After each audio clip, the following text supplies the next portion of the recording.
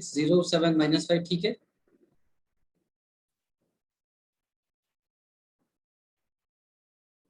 बोलो भाई, सही लिखा है ना, यही है ना, दिख रहा है screen? Yes sir, yes sir. ठीक है।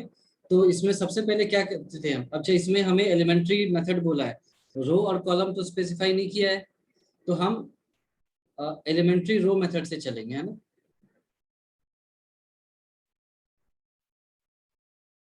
रो से चलेंगे, ठीक है। क्यों? कोई बता सकता है क्यों एलिमेंट्री रो मेथड यूज किया मैंने? क्योंकि दो चीजें, एक तो यहाँ आपको 1 दिख रहा होगा, दिख रहा है, और यहाँ पर 0 Yes. भी दिख रहा होगा, तो आपका काम आसान हो गया। तो पहले, सबसे पहले क्या करते थे, याद है? Yes sir. कॉलम 1, सॉरी, रो और कॉलम 1, और मतलब रो 1 और कॉलम 1 के पॉइंट ऑफ इंटरसेक्शन को 1 बनाना था। वो 1 दिख रहा है आपको? तो वो तो एज इट इज लिख देंगे, क्योंकि ये तो 1 है ही, तो ये एज इट इज आ गया। अगला स्टेप क्या करते थे बताओ? IA. हाँ, अगर मैं, करस्पेंडिंग। हाँ, अगर मैं रो की बात कर रहा हूँ तो उस कॉलम के एलिमेंट्स को 0 करने हैं। तो उस कॉलम में क्या है, 4 और 0, तो ये ऑलरेडी 0 है, तो ये काम खत्म। फिर अब क्या बचा 0 करने के लिए? केवल ये 4। तो कैसे किया जा सकता है इस 4 को 0, बताओ?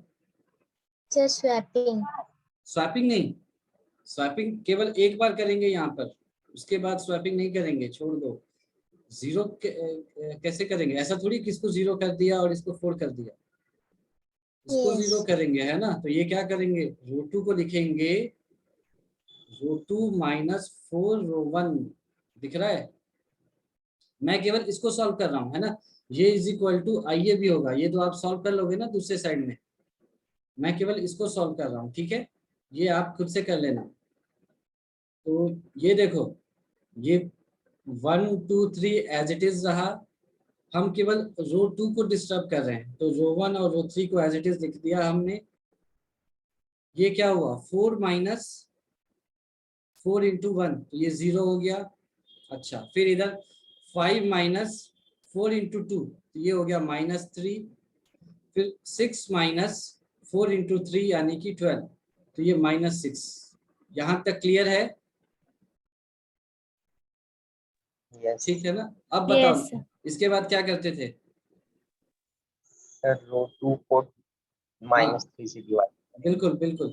हम अब कॉलम 2 और रो 2 के पॉइंट ऑफ इंटरसेक्शन पे पहुंचेंगे, तो हमारे को मिला -3।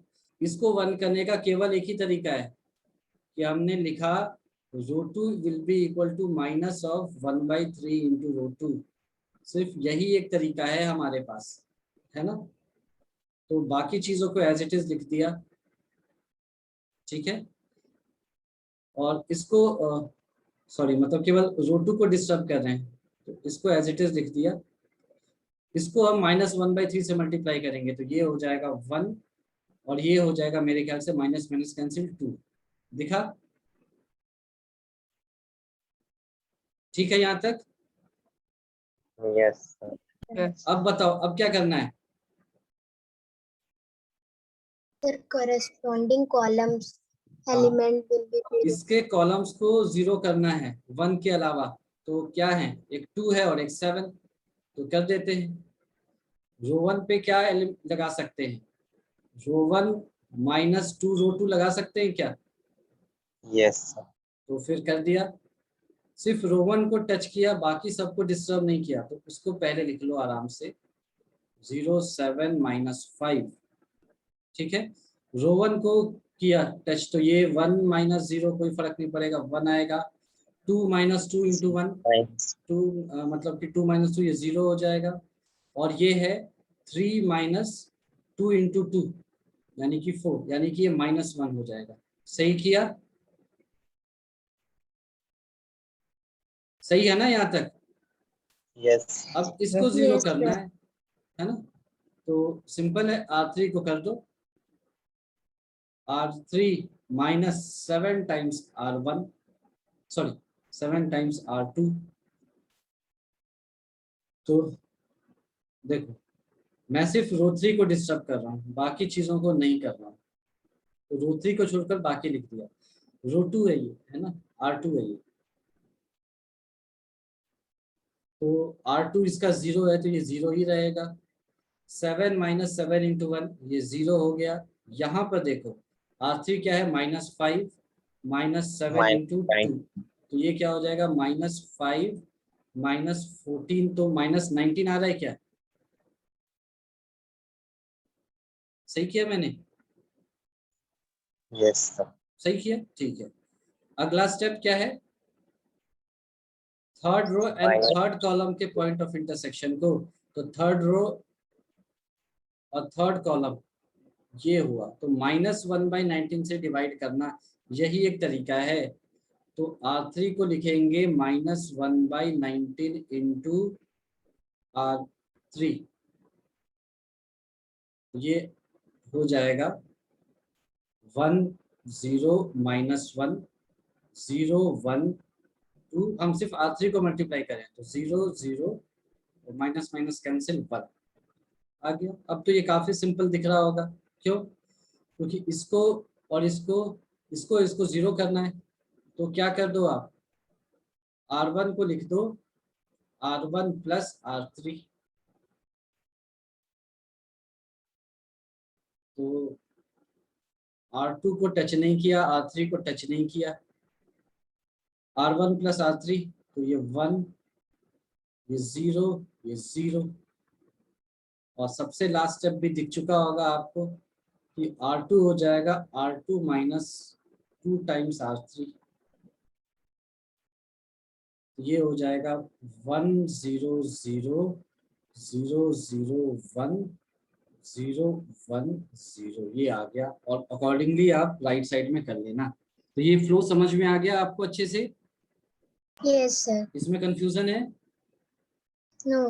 है ना? देखो, जिनको नहीं समझ में आया इसका मतलब है कि आपने वीडियोस को नहीं देखा है, आप उसको देखो। देखो मैंने कितनी आसानी से किया, कहीं भी अटका नहीं। क्यों? क्योंकि उसका एक ही फ्लो है और उसको करने का एक ही मेथड है।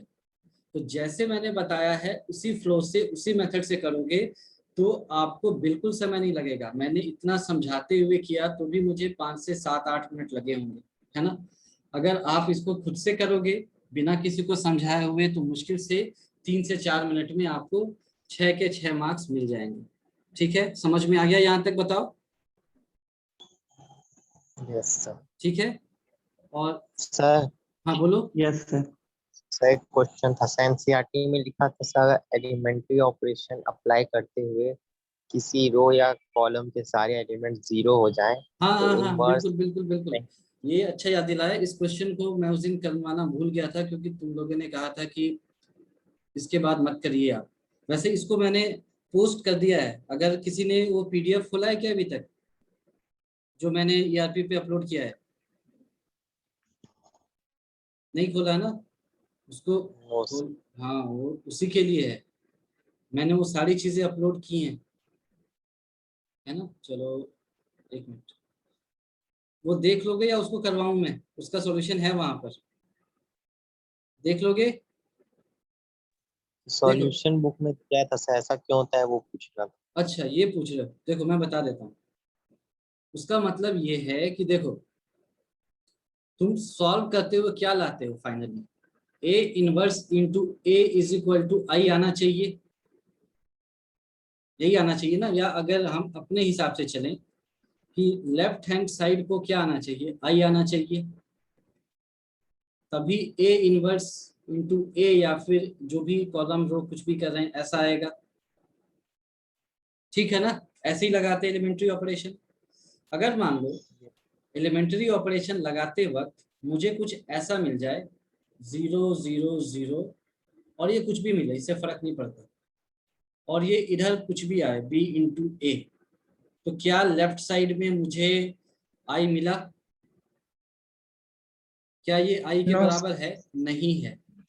तो क्या B इंटू A कभी I होगा? नहीं हो सकता।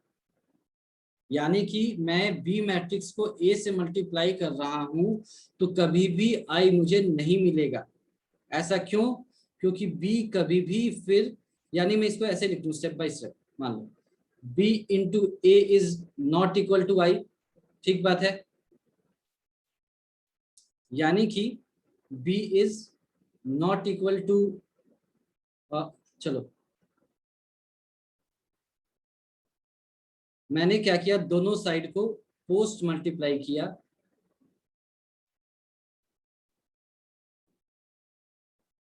ए इनवर्स से, ठीक है। तो क्या आएगा बताओ स्टेप जल्दी से, पोस्ट मल्टीप्लाई किया है तो बताओ क्या होगा। b आएगा, b इक्वल टू आई ए नहीं ऐसे लिखेंगे,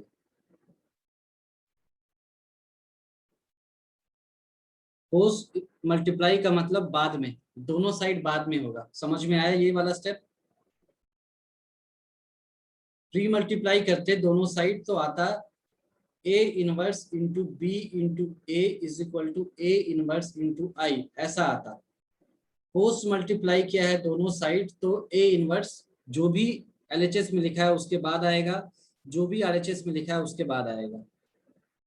अब ए इंटू ए इनवर्स क्या होता है, आई, तो ये नॉट इक्वल टू ऐसा आ गया, तो finally B not equal to A inverse आ गया ना, ये नॉट इक्वल टू था यहाँ पर। तो ये वाला स्टेप समझ में आया यहाँ तक।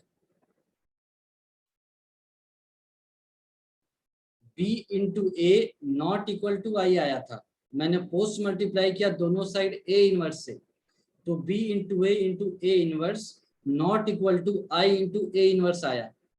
तो यहाँ से a और a इनवर्स i होता है, तो B I not equal to I A inverse आया। i को किसी से मल्टीप्लाई करो सेम रहता है, तो b not equal to A inverse आया।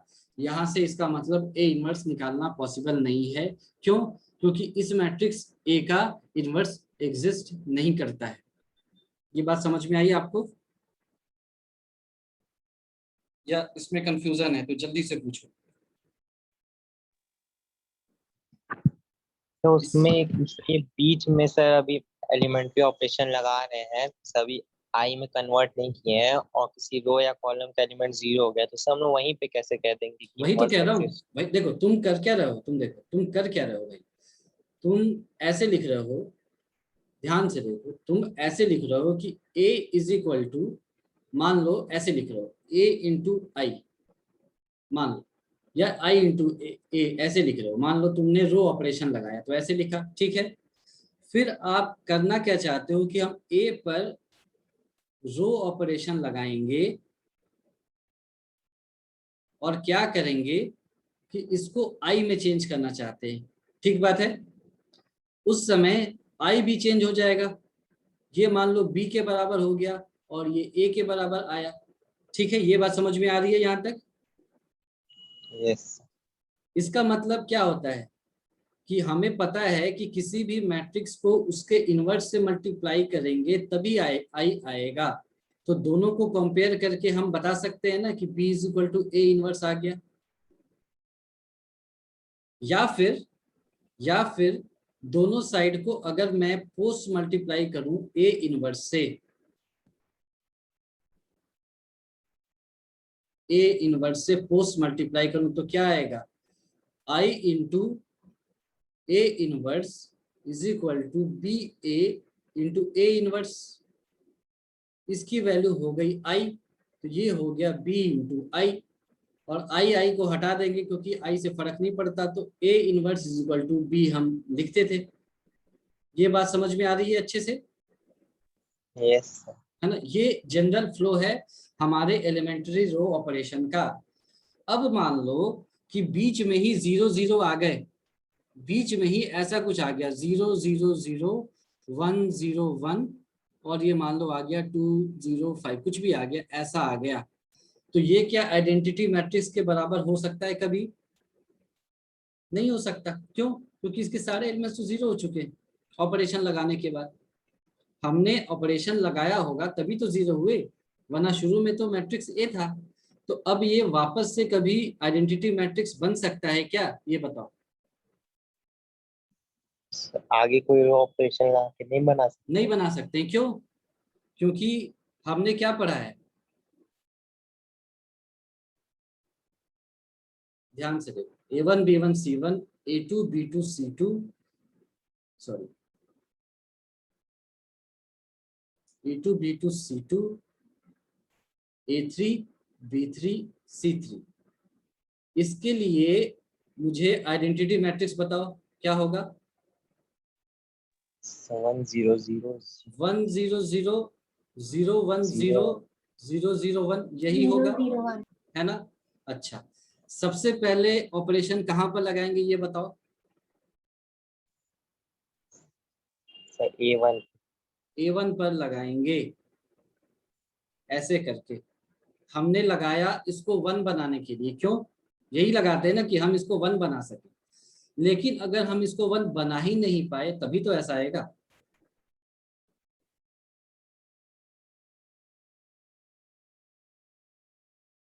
मान लो ये ऐसा आ गया, हमने पूरी कोशिश की लेकिन हम इसको 1 नहीं बना पाए, समझ में आ रहा है, इसको 1 नहीं बना पाए तभी ये 0 आया। ये बात समझ में आ रही है। Yes sir. अच्छा, इसके बाद हमारा उद्देश्य क्या होता था, हम रो ऑपरेशन लगा रहे, इसके बाद उद्देश्य क्या होता था हमारा, इसको, कॉलम के एलिमेंट हाँ को 0 इनको कर। 0 बनाना। तो मान लो वो उद्देश्य पूरा हो गया, इसको रहने दो, मान लो B1 C1 ऐसा रहने दो अभी।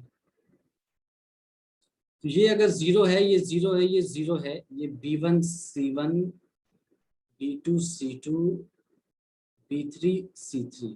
इसके बाद वाला उद्देश्य क्या होगा, अगला उद्देश्य क्या होगा हमारा, B2 को 1 बनाना, यही होगा ना। यस। तो मान लो हमने वो उद्देश्य प्राप्ति कर ली, 0 0 0 B1 1 और ये B3 और C1 C2 C3। अब बताओ अगला उद्देश्य क्या है, B1 B3 0। इसको और इसको 0 बनाना। मान लो ये हमने कर लिया, क्या बना, 0 0 0 0 1 0 C1 C2 C3। ठीक बात है। अगला स्टेप क्या होता था, C3 will be 0 इसको 1 बनाना। तो मान लो ये हो गया, 0 0 0 0 1 0 1 C1 C2। अब आगे क्या करना है, इनको 0 बनाना है। C1 and C2 0 तो देखो ये क्या बना, 0 0 0 0 1 0 0 0 1। यानी कि अगर सारी चीजें, ये वाला बिल्कुल सही बैठा, ये भी बिल्कुल सही बैठा, उसके बाद भी ये आइडेंटिटी मैट्रिक्स नहीं बन पाएगा कभी। क्यों, क्योंकि स्टार्टिंग में ही ये 0 हो गया। तो अगर एक पूरा रो या पूरा कॉलम भी है ना, हालांकि रो वाइज ही हो जाता है काम, कॉलम की जरूरत नहीं पड़ती, लेकिन अगर एक पूरा रो 0 हो जाए या उससे ज्यादा, मतलब एक से ज्यादा है तब तो कोई बात ही नहीं है, लेकिन अगर एक पूरा रो भी पूरा का पूरा 0 हो जाए तो वो कभी भी आइडेंटिटी मैट्रिक्स नहीं बन पाएगा। तो इसके लिए हम इतनी मेहनत नहीं करते हैं, हमें यहीं पर हम पता कर लेते हैं कि हाँ अगर ये A1 0 हो गया और ये भी 0 हो गया, या फिर मान लो ये तीनों 0 हो गए, ऐसा अगर हो गया तो हम यहीं पर रुक जाएंगे, क्योंकि ये आगे करने के बाद कुछ ऐसा ही आने वाला है, यानी कि वो कभी भी आई के बराबर नहीं आ सकेगा, है ना। ये सारा कुछ किया हुआ है इसीलिए रिजल्ट को बार बार नहीं करना पड़े, तो इसीलिए आपको एज अ रिजल्ट ये याद करने के लिए कह दिया जाता है। समझ में आ गई बात। इसका मतलब कि जो आप RHS में करोगे ना, B इंटू ए जो लाओगे ये कभी भी आई के बराबर नहीं आएगा। तो अब आप A इनवर्स से पोस्ट मल्टीप्लाई करो, तो I into A inverse will never be equal to B into A inverse. ये I हो गया, ये खत्म हो गया, इसका मतलब A इनवर्स कभी भी B के बराबर नहीं होगा, है ना। B मैट्रिक्स तो आपको मिल जाएगी लेकिन वो A इनवर्स नहीं, कुछ और होगा।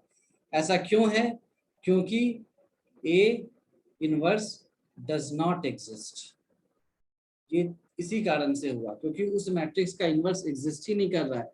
तो आप कभी किसी भी चीज से मल्टीप्लाई करो आई मैट्रिक्स आएगा ही नहीं, ठीक है। तो ये आपको रीजन समझ में आ गया अच्छे से या डाउट है इसमें, बताओ भाई, सभी को समझ में आ गया ये रीजन। या कंफ्यूजन है इसमें? Yes sir. पक्की बात है ना?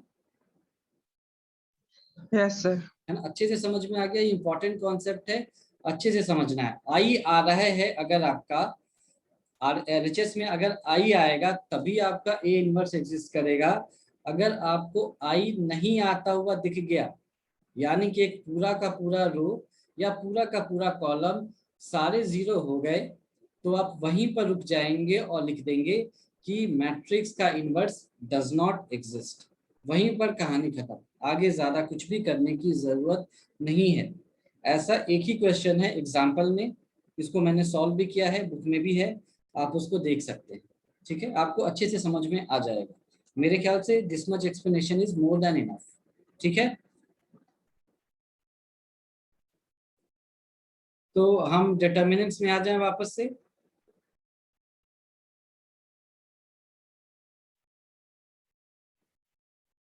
तो डिटर्मिनेंट क्या होता है, याद है किसी को?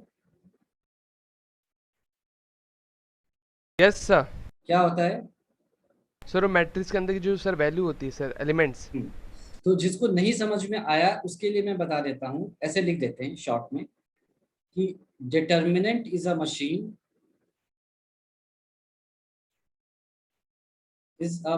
हम बोलते हैं, पर मैथमेटिकली उसको फंक्शन बोला जाता है ना? Function which takes a square matrix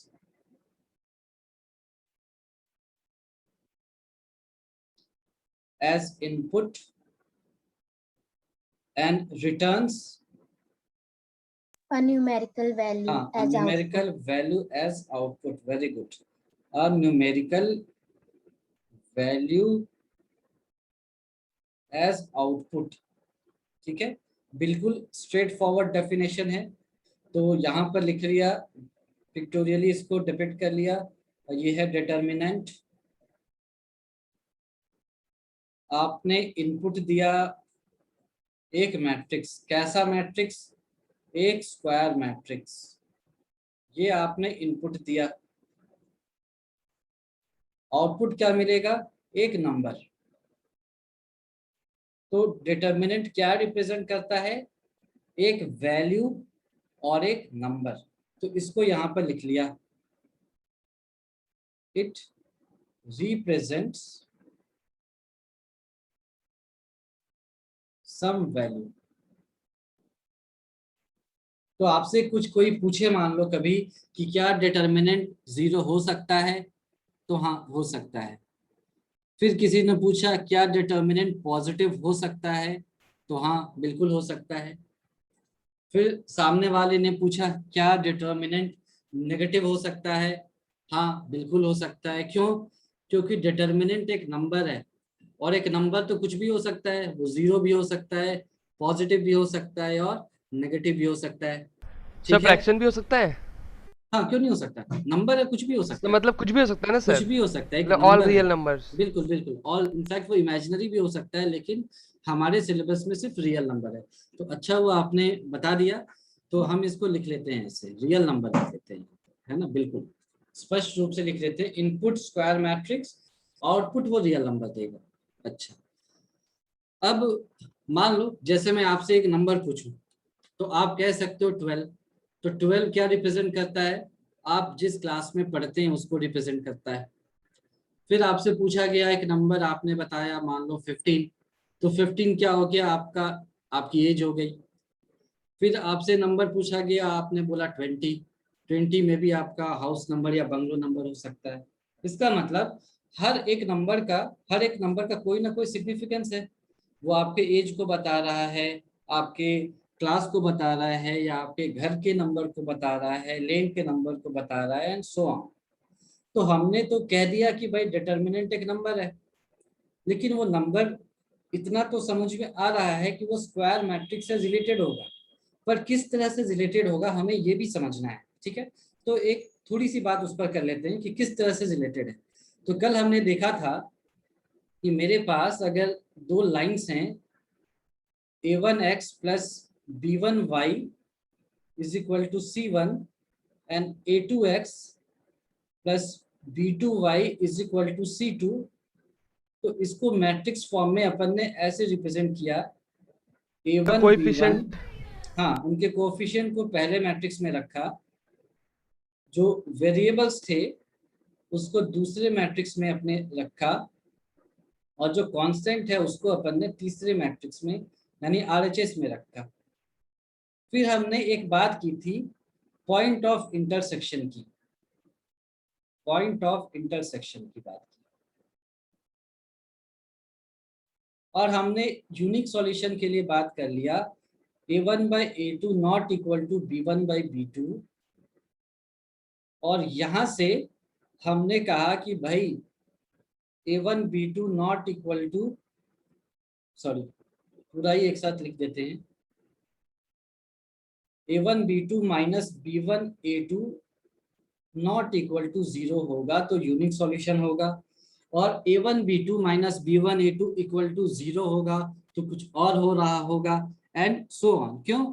क्योंकि दो लाइंस या तो इंटरसेक्ट करेंगी या कोइंसिडेंट होंगी या इंटरसेक्ट नहीं करेंगी, उसी के अकॉर्डिंगली A1B2 माइनस B1A2 के अलग अलग वैल्यूज आते होंगे। ठीक है, तो ये बात क्लियर है कि A1B2 माइनस, आप equal to not equal to 0 के बारे में ध्यान मत दो, आप अभी सिर्फ इसके बारे में ध्यान दो। ये है, ऐसा कुछ आया हमारे पास। अब हम सोच रहे हैं कि ये क्या है, तो हमने इस मैट्रिक्स को देखा और कहा कि अगर मैं इसको क्रॉस मल्टीप्लाई कर दूं ऐसे, तो ये A1B2 और A2B1 आ जाएगा, और बीच में माइनस साइन लगा देते हैं तो ये इसी के बराबर हो जाएगा, और ये जो वैल्यू आई ना क्रॉस मल्टीप्लाई करके, इसी को मैं बोलूंगा डिटर्मिनेंट, डिटर्मिनेंट ऑफ, जो भी इसका नाम हो, मान लो ये मैट्रिक्स ए था तो ऑफ मैट्रिक्स ए, इसी को मैं बोलूंगा कि भाई डिटर्मिनेंट ऑफ मैट्रिक्स से यही हो गया। यहां तक क्लियर है आपको? डिटर्मिनेंट क्या दिखा रहा है, समझ में आया कि एक नंबर को तो दिखा रहा है, लेकिन मैट्रिक्स के किस नंबर को दिखा रहा है, कि लाइंस का इंटरसेक्शन हो रहा है, उसके बारे में वो कुछ बताना चाह रहा है कि वो मिलेंगे नहीं मिलेंगे, कोइंसिडेंट होंगे वगैरह वगैरह। तो ये आपको थोड़ा क्लियर होना चाहिए। तो अगर मैं आपसे कहूं कि भाई मेरे पास दो लाइन की जगह तीन लाइन भी तो हो सकते थे, तो A1x plus B1y plus C1z is equal to D1 होता, और A2x plus B2y plus C2z जो है वो D2 के बराबर होता, एंड तीसरी लाइन होती मेरी A3x प्लस, चलो इसको ऐसे लिखने की जरूरत नहीं थी, मान लो हमने लिख लिया इसको कुछ करने के लिए, किसी रीजन से ऐसे लिख दिया, B3y plus C3z is equal to D3 है, यानी ये प्लेन को रिप्रेजेंट कर रहा है ना, तीन वेरिएबल आ गया तो ये लाइन नहीं रहा, ये प्लेन हो गया। तो इनका भी कहीं ना कहीं इंटरसेक्शन हो रहा होगा, जैसे मान लो ये मेरा पहला प्लेन है ऐसे, है ना, ये एक दूसरा प्लेन है मान लिया ऐसे, और यहीं से एक तीसरा प्लेन भी पास हो रहा है ऐसे, मान लिया ऐसे। समझ नहीं आ रहा है ज्यादा, फिर भी आप इमेजिन कर लो, ऐसे एक तीसरा प्लेन है, तो ये प्लेन भी आपस में इंटरसेक्ट करेंगे कहीं ना कहीं स्पेस में, है ना, और इनका भी कहीं ना कहीं पॉइंट ऑफ इंटरसेक्शन होगा और उसकी भी कंडीशन होगी। तो उस मैट्रिक्स को मान लो मैं ऐसे लिखता हूँ कोएफिशिएंट से, A1 B1 C1 A2 B2 C2 A3 B3 C3। अब दो लाइन का जो पॉइंट ऑफ इंटरसेक्शन था वो बड़ा सिंपल था, A1 B2 minus B1 A2, और यहाँ से हमने बता दिया कि मैट्रिक्स को ऐसे क्रॉस मल्टीप्लाई करेंगे तो डिटर्मिनेंट वैल्यू इसको बोलेंगे। लेकिन यहाँ का जो कंडीशन है, प्लेन्स इंटरसेक्ट कर रहे हैं 3 डायमेंशन में, इसका पॉइंट ऑफ इंटरसेक्शन का कंडीशन निकालना थोड़ा सा मुश्किल है। आपको समझ में आ रहा है, दिख रहा है आपको? इसका जो पॉइंट ऑफ इंटरसेक्शन का कंडीशन होगा वो थोड़ा सा कॉम्प्लिकेटेड हो रहा होगा और उसी के करेस्पॉन्डिंग इसी डिटर्मिनेंट को सॉल्व करना होगा हमें किसी भी तरीके से, ताकि ये जो कंडीशन आएगा कॉम्प्लिकेटेड वाला और इसकी जो वैल्यू आएगी वो सेम हो जाए, और तभी हम इसको बोलेंगे कि डिटर्मिनेंट ऑफ मैट्रिक्स बी है। ये आपको समझ में आया क्या बोला गया? बताओ भाई, समझ में आया जो मैंने बोला आपको अभी? यस और नो, जल्दी बोलो, टाइम नहीं है हमारे पास। Yes sir. मैंने एक बार फिर से सुन लिया, मैंने बोला कि जब दो लाइंस इंटरसेक्ट कर रहे थे तो ये कंडीशन बन रहा था और मैट्रिक्स मेरा ये था, तो इसके बराबर लाने के लिए मैंने कहा कि अगर इस तरह से मैट्रिक्स के एलिमेंट्स को मल्टीप्लाई कर दिया जाए तो सेम आ जाएंगे, और इसको हम नाम दे देते हैं डिटर्मिनेंट का। यही डिटर्मिनेंट है। तो जब हमने 3/3 मैट्रिक्स लिखा तब ये लाइन का नहीं प्लेन का इंटरसेक्शन होगा, और इसकी भी अपनी एक कंडीशन होगी, लेकिन ये कंडीशन बहुत कॉम्प्लिकेटेड होगी, और इसी कॉम्प्लिकेटेड कंडीशन को मैं चाहता हूं कि मैं इसको सॉल्व करके बराबर ले आऊं और उसका नाम डिटर्मिनेंट दूं, तो ये थोड़ा कॉम्प्लिकेटेड हो जाएगा। सिमिलरली अगर मान लो 4 वेरिएबल में 4 इक्वेशन आ गए तो उनका पॉइंट ऑफ इंटरसेक्शन और कॉम्प्लिकेटेड हो जाएगा, और सिमिलरली उसके करेस्पॉन्डिंग जो डिटर्मिनेंट होगा वो और भी ज्यादा कॉम्प्लिकेटेड हो जाएगा।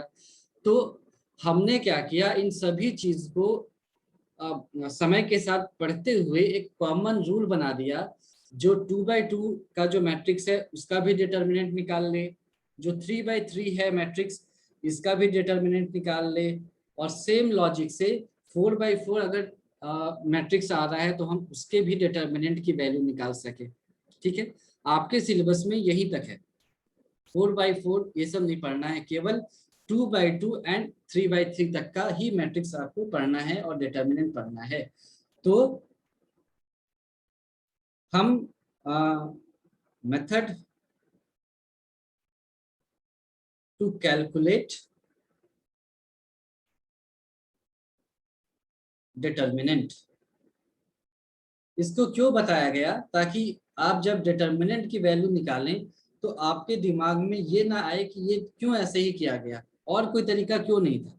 ऐसा नहीं है कि और कोई तरीका नहीं था, या और इसी तरह से इसीलिए किया गया क्योंकि जब हमने इस कॉम्प्लिकेटेड रिजल्ट को सॉल्व किया और इसके बराबर इसको लाने की कोशिश की और फिर इस कंडीशन से मैच किया तो एक रिजल्ट आया कि अच्छा अगर इस तरह से करते हैं तो 2/2 हो 3/3 हो, सारे मैट्रिक्स सारे determinant same result same pattern पे काम करेंगे।